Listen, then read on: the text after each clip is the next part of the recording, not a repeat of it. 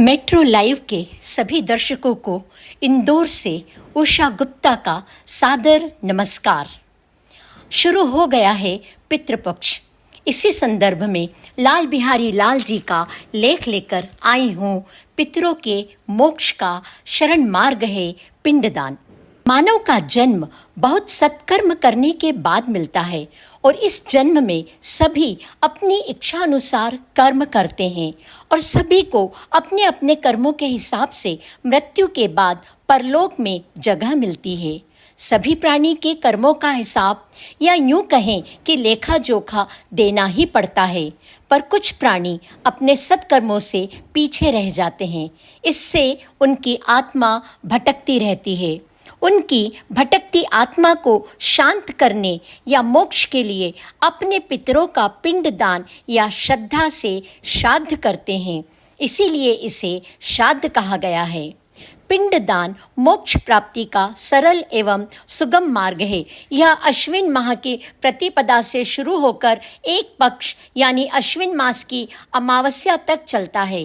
इस दौरान अलग अलग तिथि को पितरों का तर्पण करते हैं। श्राद्ध करने का सीधा साधा संबंध पितरों यानी अपने दिवंगत पारिवारिक जनों का श्रद्धापूर्वक किया जाने वाला स्मरण है, जो उनकी मृत्यु की तिथि में किया जाता है। अर्थात यदि पितर प्रतिपदा को स्वर्गवासी हुए हैं तो उनका श्राद्ध प्रतिपदा के दिन ही होगा। इसी प्रकार अन्य दिनों का भी। लेकिन विशेष मान्यता यह भी है कि पिता का श्राद्ध अष्टमी के दिन और माता का नवमी के दिन किया जाए।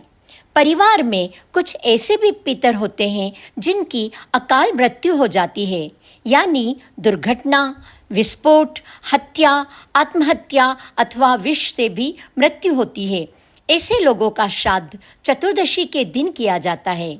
साधु और सन्यासियों का श्राद्ध द्वादशी के दिन और जिन पितरों के मरने की तिथि याद नहीं है उनका श्राद्ध अमावस्या के दिन किया जाता है।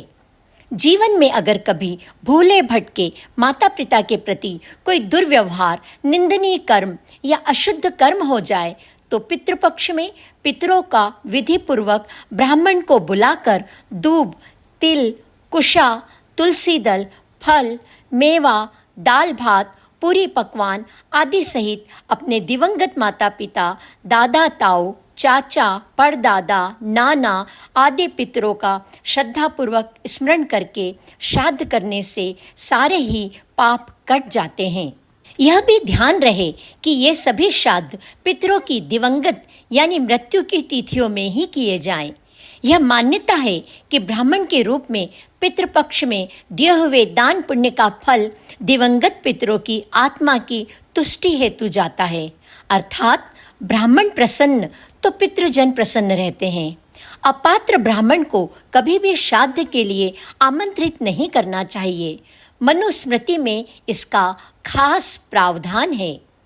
किसी को कपड़े या अनाज का दान करना नहीं भूलना चाहिए। यह मृत पूर्वजों की आत्माओं को खुश कर देगा।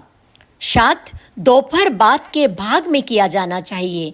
इसे सुबह या दोपहर के शुरुआती भाग में नहीं किया जाना चाहिए। इसका श्राद्ध कौन करे?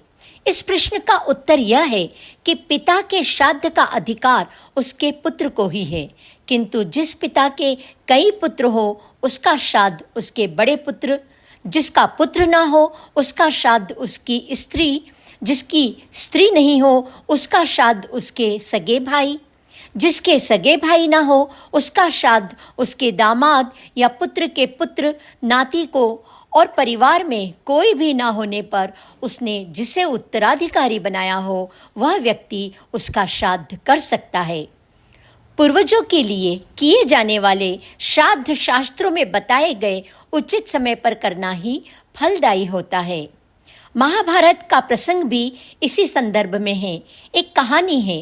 कर्ण को मृत्यु के उपरांत चित्रगुप्त ने मोक्ष देने से इनकार कर दिया था। कर्ण ने कहा कि मैंने तो अपनी सारी संपदा सदैव दान पुण्य में ही समर्पित की है, फिर मेरे ऊपर यह कैसा ऋण बचा हुआ है?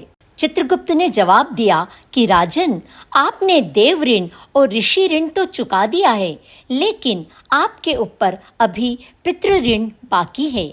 जब तक आप इस ऋण से मुक्त नहीं होंगे, तब तक आपको मोक्ष मिलना कठिन होगा। इसके उपरांत धर्मराज ने कर्ण को यह व्यवस्था दी कि आप 16 दिन के लिए पुनः पृथ्वी पर जाइए, अपने ज्ञात और अज्ञात पितरों का श्राद्ध तर्पण तथा पिंडदान विधिवत करके आइए, तभी आपको मोक्ष यानी स्वर्गलोक की प्राप्ति होगी। इस पक्ष में आप अपने पितरों का तर्पण घर पर भी कर सकते हैं, या देश में लगभग 65 ऐसे स्थान हैं जिनमें हरिद्वार, नासिक, गया, ब्रह्मकपाल, कुरुक्षेत्र, उज्जैन, अमरकंटक आदि कई जगह हैं जहां जाकर कभी भी पिंडदान किया जा सकता है। इन 65 में से 4 स्थान महत्वपूर्ण हैं: गया, नासिक, ब्रह्मकपाल यानी बद्रीनाथ और उज्जैन। पर इन चारों में गया, जो विष्णु की नगरी है, सर्वाधिक महत्वपूर्ण है। गया में देश विदेश से लोग आते हैं अपने पितरों का तर्पण एवं पिंडदान कराने। यह पितरों के मोक्ष का पावन पक्ष है। इस साल पितृपक्ष 29 सितंबर 2023 से 14 अक्टूबर 2023 तक है। दिल्ली से लाल बिहारी लाल के आलेख के साथ मैं इंदौर से उषा गुप्ता मेट्रो लाइव के लिए एक बार सभी दर्शकों को पुनः नमस्कार।